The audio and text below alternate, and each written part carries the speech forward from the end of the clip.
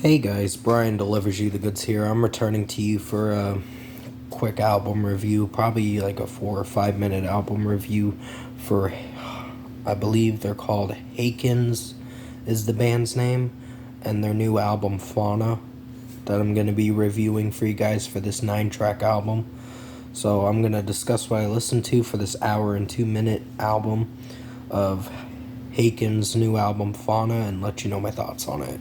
So let's dive into this album review. Now, basically, with what I listened to, I think Taurus was a pretty good start to the album. In my opinion, it's very proggy, and I really like how the experimentation with the prog metal and the progressive rock and all that. It just this song blew me away with how good it was. And the lead singer's vocals, which you'll have to remind me in the comment section below what the lead singer's name is. It's basically pretty good with his vocal range. So 5 out of 5 for the first song. Nightingale is another great track to keep the album afloat. So 5 out of 5 for that one. Really enjoyed the experimentation in that one too, even though it was a very long track. It did very well in my opinion. The Alphabet of Me had some cringe moments. And for me personally, it just didn't connect with me, this song. And the way the lead singer was singing it, parts, in certain parts in the song, it just had some cringe vibes that I was getting from this track. So 4 out of 5 for this one. Then you get Sempiternal Beings, and that's an 8 minute track. And it's a pretty strong song. It's not a single, but it's a pretty strong song. I think this is a regular track from the album. I think they only had a few singles from this album. But basically, with what I heard with Sempiternal Beings, it's a pretty good track, 5 out of 5.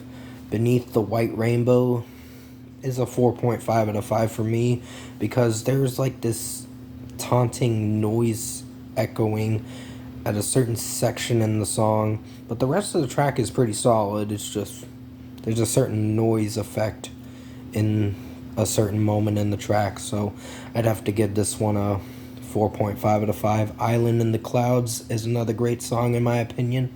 Really enjoyed this one, so 5 out of 5.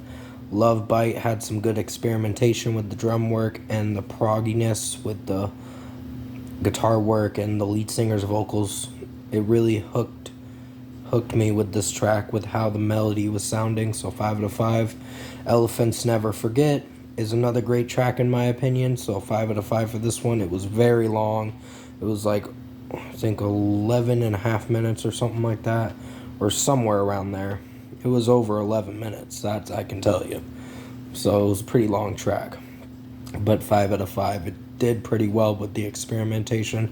And finally, we get to the last song, Eyes of Ebony, which has a pretty good cliffhanger towards the end of the song, which kind of keeps you guessing with what they're going to do next.